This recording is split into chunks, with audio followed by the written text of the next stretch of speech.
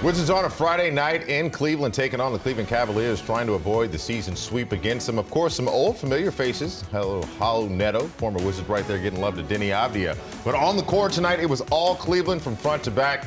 Washington taking the loss 117-94. Kyle Kuzma with a rather unique box score. You're going to hear from all of us here in a moment, breaking that down, along with Brad's 22 points to go along with Kristaps Porzingis' 20 points. Welcome into Postgame Live. Glenn Consor and Wes Hall.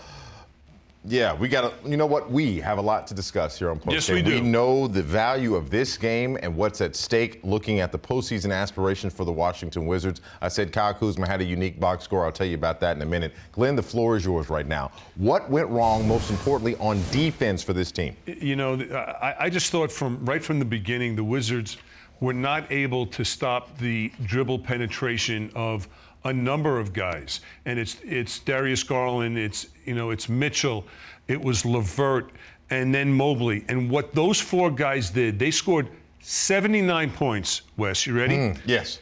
As a team, Cleveland had 78 points in the paint. Wizards only had 48. So if you think about with the way the game started and when the game got kind of out of control was when the guards were turning the corner. There wasn't resistance, the help wasn't there. All those guys were able to score in the paint. Mobley had a solid game, 20 points. Mitchell, 20 points. Garland had 24. LeVert had 15. And when you think about how they scored, yeah, all paint points. No, you're absolutely right. I'm sitting here looking at the box score and the shot chart in itself, and there's a lot of like singular dots right under the basket for Cleveland. Obviously, Washington shooting a little bit more differently from the outside. I want to bring in Chris and Drew and get them involved in this as well. Definitely on the road for these guys. Gentlemen, I know it's a lot of activity happening around you, behind you right now, but the activity on the court tonight, not in Washington's favor. Drew, you go first. How do we, make sense of what we saw and how we fix it for tomorrow? Hey, three-point shooting. I mean, this is where the NBA is, and this is why it's inevitable now with teams forcing to take a lot of three-point shots because of games just like this. Only 8 made threes by the Washington Wizards, and the Cavaliers, they didn't have to shoot threes. They only made 4, but they played defense and they got the ball into the paint for easy twos and made it a grind-out game. But you cannot run the rest of this season coming into ball games and not come prepared to shoot a three-point shot and make a three-point shot. You have to have confidence to let it fly. I thought Glenn Consor hit it dead on the head. Glenn, I tip my hat to you tonight.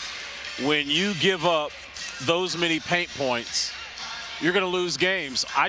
Glenn, I want to remind folks at home, there was a game where the Wizards this season, it was in December, gave up 98 paint points to the Denver Nuggets on the road. Denver didn't shoot any threes. They just stayed in the Wizards' paint. And I thought, like you said, Glenn, early on, I think Garland and Mitchell really kind of set the tone. I thought Karis LeVert was also very aggressive, hitting a couple of left-hand layups. And when you attack someone's paint like that, you can go 4 for 19 shooting 21% from 3 because you're camping. You're actually making real estate in your paint, and there was no resistance tonight for Cleveland. I'm sorry, for Washington. Glenn, they were able to do that, Cleveland offensively in the paint, in the absence of a Jared Allen. On Washington's side, where was that sense of aggressiveness? Obviously, the sense of urgency, knowing what's at stake tonight. Well, you know, that's the thing. I mean, I'd love to hear from Chris and Drew with that stuff, too, because I really thought that the Wizards, you know, they played hard, but it seemed like Cleveland had the pop because they're the ones that created the 16 turnovers on the Wizards. Yes, they were. They created those turnovers. Those turnovers ended up with buckets. They capitalized on the turnovers. Wizards needed to be the aggressor. So, you know, you're going to have games, guys. You're going to have games where, you know, you're not making threes. Cleveland didn't make threes. It's going to happen. So what do? You got to make that up on the defensive end. The Wizards couldn't do that tonight. And that, to me, that's where the disparity was. And I'd like to get Drew and Chris's viewpoint on that because, hey, look, there's going to be games when you don't shoot well. I thought the Wizards shot okay, but just didn't make threes. It was about inability to protect that paint. And when you got guys like Gafford and Porzingis, that's what they're there for. Yeah. One guy comes up, blocks shots. Both of those guys are the top shot blockers in the NBA.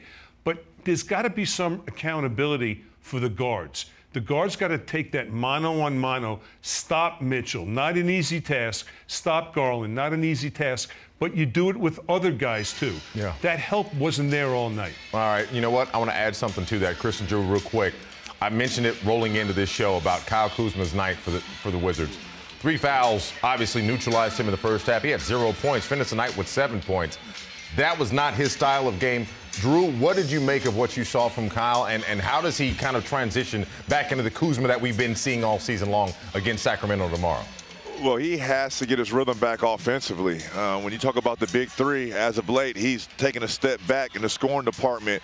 He's going to be that X factor when they key in on that two-man game with Porzingis and Bradley Beal to be that corner shooter, that three-point shooter that you need. And Glenn talked about this before the game. If you're going to play that two-man game and you get the ball in the paint, you're going to have to get the ball moving. And when the ball moves, guys like Kyle Kuzma and Kispert are rewarded in that corner for those threes or in transition. But you didn't see enough of that tonight. We know that Kyle Kuzma has that ability to go one-on-one and create his own offense. But as of late, that has not been the case. Like to see him get back into his groove because right now he's in an offensive funk. You know, J.B. Bickerstaff is one hell of a coach in this league, and the defensive principles are we're going to blitz guys. We're going to show multiple bodies. And listen, Kyle Kuzma is not somebody that's, excuse me, on the middle part of some scouting report. He's up there with Beal and Porzingis as the guy that you have to stop. And I think the foul trouble hurt him, but I thought his aggressiveness offensively wasn't there. But I'm going to tell you the other thing, and I said this before the game, guys, and it played out in real time because every time that the Wizards did this, I noticed myself saying another turnover. The Wizards committed 17 turnovers. The Cavaliers scored 21 points off of those turnovers. Now, if you take those 21 points and then you take the 78 points that they got in the paint, to me, if you didn't watch the game and you just looked at this stat sheet, those are the two things that are going to stand out, and that's the reason why Washington lost this game. Well, I agree with Chris, you know, and I'm going to throw something else at you guys. One more thing. 24-second shot clock management. You know, I would like to see the Wizards get into offensive sets earlier in the shot clock. So often they're making that first entry pass with 7-8 seconds on the shot clock, and then it becomes iso ball. So nobody's moving. And they fell into that, you know, that trap tonight. I got to believe that there's got to be a way to get guys moving, but it's not going to happen when you start it with 7 or 8 seconds on the shot clock, because that's when you're forced to a one-on-one situation, one-on-one iso. They got to get going early, 18, 19 seconds on the clock, move the ball side to side, second, third action. That moves bodies. Glenn, I thought Drew made a really good point during the game about that is, listen, we know the Cavaliers are a really good defensive team. The last thing you want to do is actually hold the basketball and run your half-court sets. Exactly. You are actually feeding right into their game plan. No, I appreciate guys breaking this down. Did I get that right? No, Absolutely. you got that You're right. right. I'm like, Spot check on, that. Chris. I didn't say it 15 times tonight. By the way, I mentioned during the game that Sacramento was fighting to get that number 2 seed right now in the West. They are second in the West. They have a half-game lead over Memphis. And I'm just going to say 2 names, guys, as you guys go home tonight, get some sleep, and we wake up for this 8 p.m. tip tomorrow night. Domantas Sabonis is playing at an unbelievable level. The guy is getting triple doubles, and De'Aaron Fox is their closer. They have the coach of the year, so you have to be very mindful of what they are playing for. The Wizards are playing for their playoff lives. The Sacramento Kings are playing to get one of the top 2 seeds, 2-3 seeds in the West, with Mike Brown being their head coach. Wow. Really out of nowhere. Look, I have such a reaction for that one. Chris and Drew, as you pointed out, late tip for tomorrow night. You guys want to let you get out of here and get back on the plane. Safe ride back to D.C. Glenn. Appreciate it. Thanks, Sacramento guys. Kings. Remember when they were dope? Chris Webber and Mike Bibby. Like Pedro Savakovich. That was last time the Kings were nice like that. But on the other side, Bradley Beal. Matter of fact, we're going to hear from head coach Wes Hall Jr. Megan McPeak's going to join the show as well. Postgame Live, back in a moment.